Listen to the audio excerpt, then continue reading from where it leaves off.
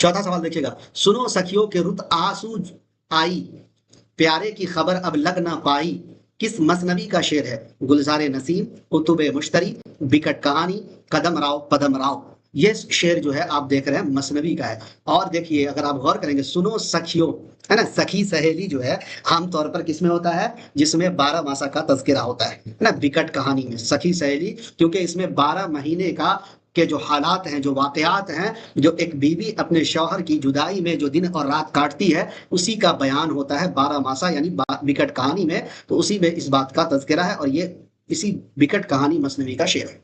जमीला किस शहजादी की माँ का नाम है? अंजुमन आरा, बकावली, बद्रे मुनीर, मेहर निगार।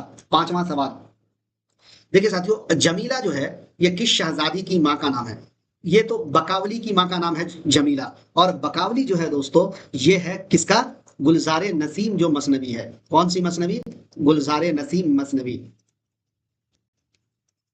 गुलजारे नसीम मसनवी का किरदार शहजादी बकावली की माँ, उसी का नाम क्या है? जमीला। तो यहाँ पर आपका बी ऑप्शन राइट आंसर हो जाएगा।